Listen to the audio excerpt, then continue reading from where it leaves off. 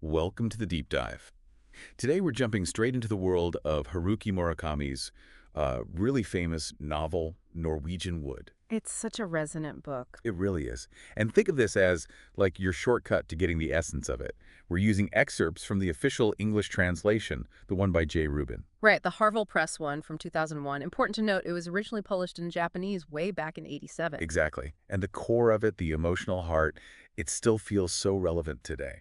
It does. Murakami has this way of telling what seems like a simple story on the surface, but underneath, there's just so much about memory, loss, how tangled up we get with each other. Absolutely. And the way we get into it is super personal. Picture this. Toru Watanabe, he's 37, lands in Hamburg, it's raining. Okay. And then he hears the Beatles' Norwegian Wood on the plane's sound system. And bam, it just throws him right back to 1969, his student days in Tokyo. That immediate sensory trigger, music does that, doesn't it? Pulls you right back. It really does. Yeah. And that's our starting point, that memory, that feeling. That sense of the past never really being past. It's always there, shaping us. So, okay, let's go back. 1969 Tokyo, university life. One of the first people we meet is Watanabe's roommate, nickname, Stormtrooper. Huh, Stormtrooper. What was his deal again? Geography, right? Yeah, obsessed with maps. And the really funny, kind of strange thing, he only stutters. Oh, I remember this. Only when he says the word map. Exactly. Map. It's such a weird, specific quirk. It really is. It's those little details that make Murakami's characters feel so real somehow, even the minor ones. What does that tell us, though? Well, Watanabe has this thought, like, society needs people who are passionate about maps, even if it seems mundane. It shows this early observation about different roles, maybe. Yeah, an appreciation for different kinds of dedication. And it contrasts nicely with Watanabe himself, doesn't it? How so? Well, Stormtroopers all maps, maps, maps. Watanabe's reading Racine, Ionesco, Shakespeare. Trauma. Completely different worlds. Ah, right. It sets up their different paths almost immediately. Okay, let's bring in Kazuki. Yeah. He's huge in Watanabe's early memories. Definitely a pivotal figure, described as intelligent, sarcastic, but also considerate. Yeah, fair. And he had this knack, apparently, for making people feel interesting, making Watanabe and Naoko feel like they belonged. That's a real skill, isn't it? Social intelligence, holding that small group together, maybe? Seems like it, because Watanabe sees himself as pretty ordinary, likes books, music, nothing special. But he and Kazuki just clicked. Even though Kazuki came from a different background. Son of a wealthy dentist, I think? That's right. And it was Kazuki's idea to do a double date, which is how Naoko comes into the picture properly. Okay, so Kazuki is the connector. But what happens when he's not there? That's where it gets interesting. When it was just Watanabe and Naoko, awkward silence, like majorly awkward. Really? They couldn't find anything to talk about? Nope. They'd just end up like drinking water or fidgeting, waiting for Kazuki to come back and fill the void. Wow. That says a lot about their initial dynamic, doesn't it? Maybe the connection wasn't really between them, but through Kazuki? That's a really good way of putting it. Okay, let's shift gears a bit. Enter Nagasawa. Ah, Nagasawa. Another key relationship, but very different from Kazuki. Totally different. They connect over The Great Gatsby. Nagasawa's older, law student at Tokyo U, clearly going places. Ambitious. That shared literary taste is the spark. But Nagasawa, he's quite the character. His reading habits, for instance. Oh, yeah, that's right. Only reads authors who've been dead for at least 30 years. His whole theory about books needing the baptism of time, avoid the hicks and slobs reading popular stuff. It sounds so incredibly arrogant, doesn't it? It does. A bit pretentious, maybe, but maybe also a defense mechanism, a way to feel intellectually superior. Could be. Which makes it even stranger that he latches on to Watanabe, who he himself says has no distinctive qualities. Right. Why Watanabe? Maybe because Watanabe doesn't fawn over him. He sees Nagasawa's complexities, but isn't, like, trying to emulate him. Possibly. Just genuine interest. Because Nagasawa is definitely complex. Kind one minute, cruel the next. Lofty, vulgar. A real contradiction.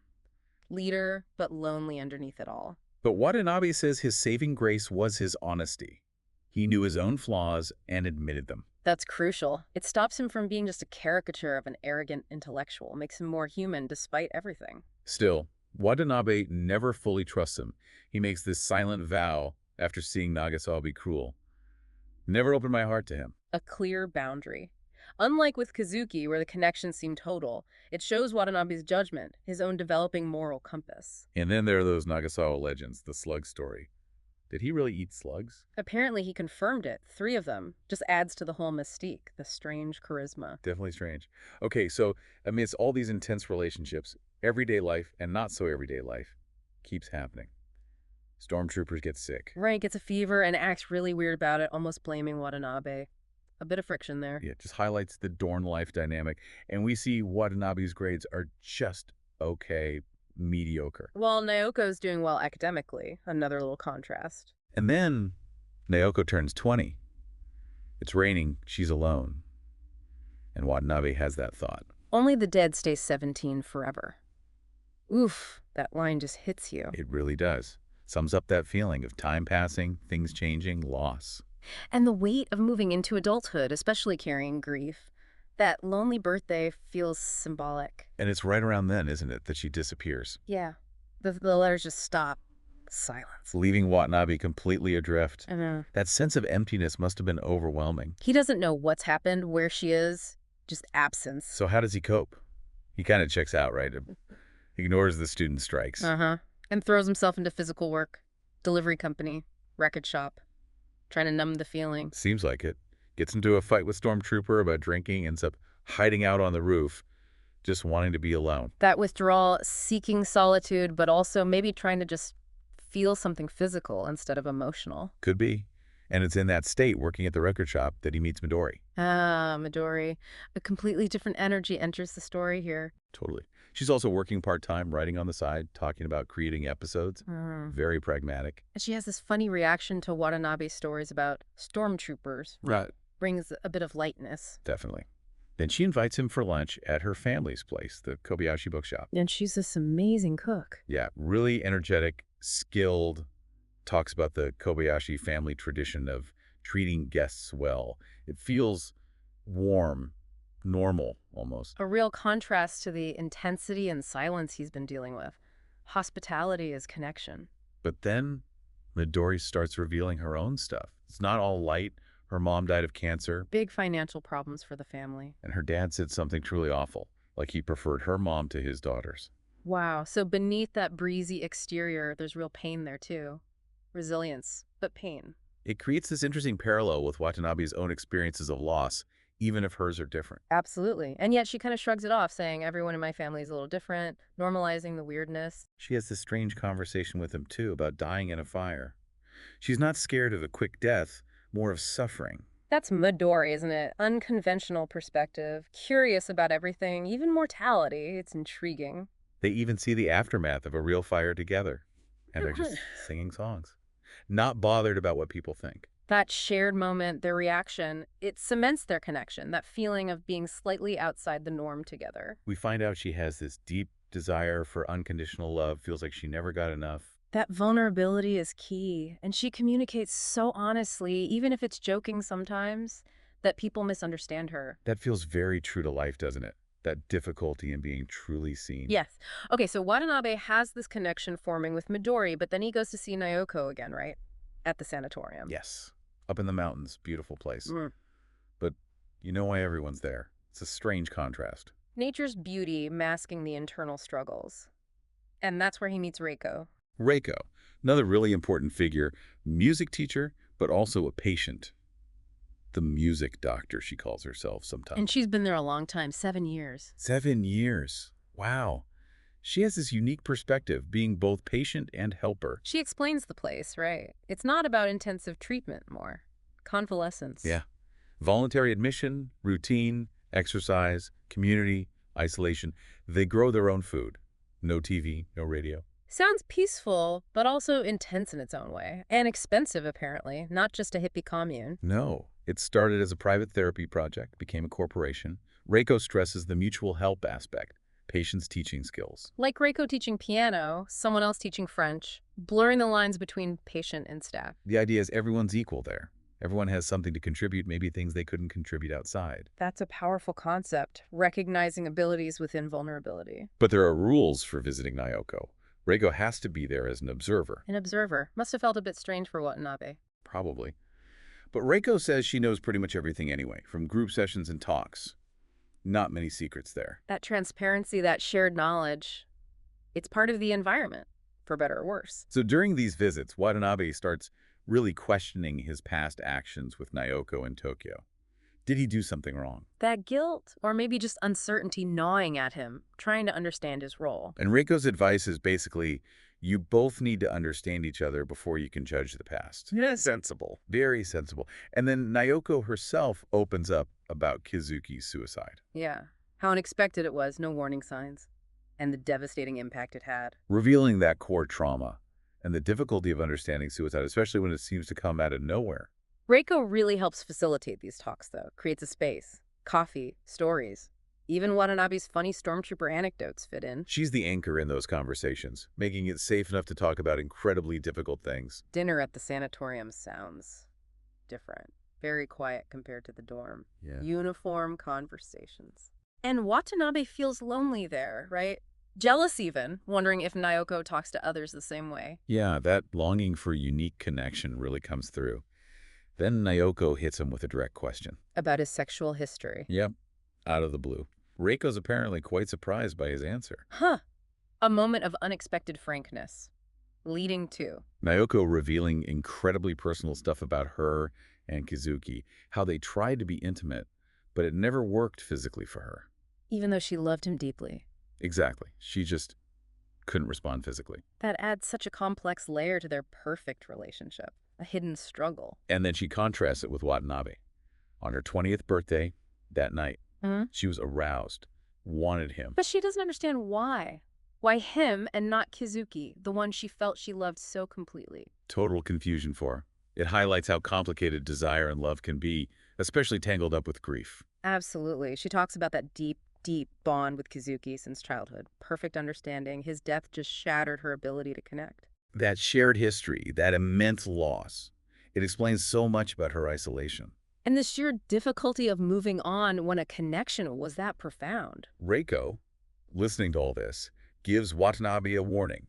Be careful, take care of yourself, don't get too tangled up. She remembers being 20. Wise words from someone who's clearly been through it. That self-care message is important. Then Reiko shares more about herself, shows a picture of her daughter, 9 years old. Wow, okay. So there's a whole life outside the sanatorium, or there was. There was. She was going to be a concert pianist, huge ambitions, then disaster. Her little finger just stopped working during a competition. Oh, devastating. That kind of sudden loss of function, especially for a musician, it mirrors the other losses in the book in a way. Totally. She ended up marrying her supportive boyfriend, even though his parents disapproved of her history. Simple wedding. Shows the importance of that one person believing in you, accepting you. She mentions she was virgin until 25. They were happy for a while, but then another breakdown. After her daughter started school, unexpected snap. Even when things seem stable, the fragility is always there. It's heartbreaking how unpredictable it can be. She found solace playing piano again, but just for herself this time. Realized her love for music went beyond performance. Finding that intrinsic value again, the act itself being enough, that's a powerful realization. And then she discovered she was a good teacher, started teaching a neighborhood girl, had patience for others she lacked for herself. The matchbox analogy. Right, she's the scratchy stuff that helps ignite the flame in others. Such a beautiful, self-aware image. Her teaching style was about letting the student express themselves first, then offering comparisons, organic growth. Very empathetic. Reflects our understanding of individual expression. She talks about talent versus hard work, too. How potential gets wasted without discipline. Admits her own tendencies there. Those insights feel very real. Talent isn't enough on its own. Then comes a really complicated part of her story. She developed feelings for her young female student. Emotional, physical attraction. Which surprised her, right? Because she didn't feel that way towards Naoko, for instance. Exactly. They had this awkward lesbian experiment, she calls it, that ended in laughter. But the student made advances. And Reiko felt defiled. Yeah. She sought intimacy with her husband that night to try and, cleanse herself. Had this intense emotional release. Trying to process those confusing, unwanted feelings through a familiar connection. But she believes that whole episode triggered her big breakdown. The feeling of a trap, her world collapsing, despite all their efforts to heal. Just devastating how one complex, confusing event can unravel everything. And it led to this deep fear of the outside world, of meeting new people, which Yeah. explains why she stayed at the sanatorium so long. It feels safe. Understandable. A refuge from the complexities and potential pains of the normal world. So, Watanabe leaves the sanatorium after that visit, has this weird encounter with an old guy talking about pork, Huh. Those random, slightly surreal moments. and feels like he's on another planet when he gets back to the dorm. The contrast is just huge. Totally jarring. Back to the real world, which suddenly feels alien. Meanwhile, Nagasawa passes his big foreign ministry exam. He's off to start his career. Moving on. Ambitious path confirmed. He offers Watanabe his fridge and stuff, a kind of parting gesture. Acknowledging their connection in his own Nagasawa way. Watanabe has one last dinner with Nagasawa and Hatsumi. Nagasawa's being his usual self. Dismissive. Cocky. Pretty much. Hatsumi tries to set Watanabe up with someone. Again. She really cares about him, doesn't she? Yeah. Always trying to help him find connection. Seems like it. Watanabe tries to explain the class differences between their universities. Nagasawa pipes up. He's in love. Just secretive. Ooh, calling him out. Probably about Naoko. Probably. Later, Watanabe plays pool with Hatsumi. Turns out she's really good. Learned from her grandfather.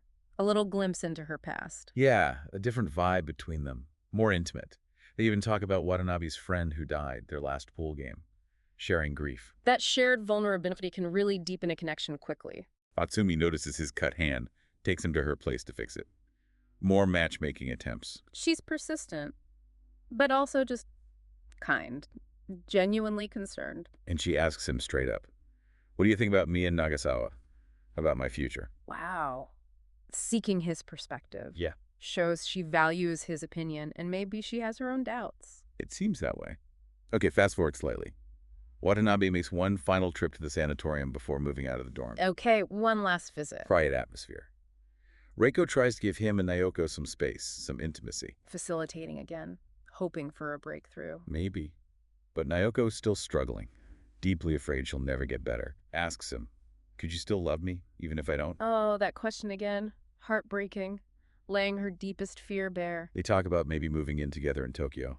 Naoko's hesitant, but says she'll think about it. A tiny seed of hope. Or just delaying the inevitable. Hard to say. Watanabe is definitely ready to leave the dorm, though. The political stuff, the baseball players, just an oppressive vibe. Needs a fresh start. Yeah, that environment sounds like it was contributing to his own sense of being stuck. He sees Nagasawa one last time. Nagasawa tells him, "Don't feel sorry for yourself." Classic Nagasawa advice. Then they part ways. Harsh, but maybe what Nagasawa thinks Watanabe needs to hear. Separate paths now, clearly. So Watanabe moves, new apartment, writes to Naoko, feels relief, hope, notices the neighborhood cats. Small signs of life. A definite shift, a step towards something new, whatever that might be. But then, a letter from Midori. Just asking him to lunch. Ambiguous. He doesn't know what to make of it. Midori re-enters the picture. What does she want? Another thread of uncertainty. And then, the worst possible news. Naoko? Yeah. He gets word that Naoko has died. Suicide. Oh, God. After everything. It completely destroys him. Grief, this feeling of defilement. He just withdraws into memories of the dead. Utter devastation, the finality of it, all that fragile hope gone. Reiko writes immediately, full of concern. Says she's coming to Tokyo to be with him. That connection, forged in the sanatorium, holds strong. She knows he needs support. She arrives. They grieve together. She tells him her own plans. She's leaving the sanatorium too, moving to Asahikawa, way up north. Wow, a big step for her. Yeah, and she needs his help, his support, to face the outside world again.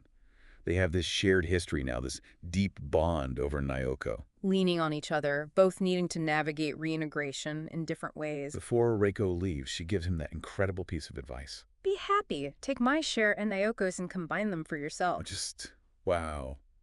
Such a generous, heartbreaking thing to say. An attempt to pass on the possibility of life, of joy, even amidst unbearable sadness. In that moment, overwhelmed, Watanabe picks up the phone, calls Midori. Impulsive, reaching out for, what, life, connection. Yeah, he just pours it all out. Wants to be with her, wants to start over somehow. Raw honesty, desperation, maybe. And Midori listens. There's this long silence, like rain falling, he says. Holding that space. What does she say? Finally, quietly, she asks him, "Where are you now?" Where are you now? Such a simple question, but so loaded. Totally. He looks around, phone in hand, and realizes he has no idea where he is. Surrounded by people, but completely lost. Going nowhere. That profound sense of disorientation. physically present but existentially lost. And he just keeps calling her name Midori. Midori from this no place. Wow, what an ending. Ambiguous, haunting. He's reaching out, but he's fundamentally unmoored. Exactly. That question, where are you now, just echoes. What does it mean to be lost like that after everything? This whole deep dive, it's really shown us the complexities, hasn't it?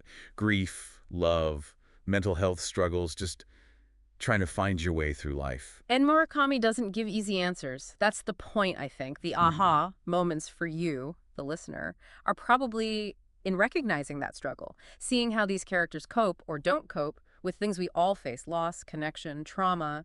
It's incredibly raw and human. It really is. So maybe a final thought to leave you with. Think about your own life. Those moments of connection, of loss, of feeling a bit lost maybe. How do these characters' journeys, all their messiness, resonate with your own experience of just being human? Because ultimately, Norwegian Wood lingers. It leaves you thinking about memory, about love, about the difficulty, and maybe the necessity of finding your own place, even when you have no idea where that is.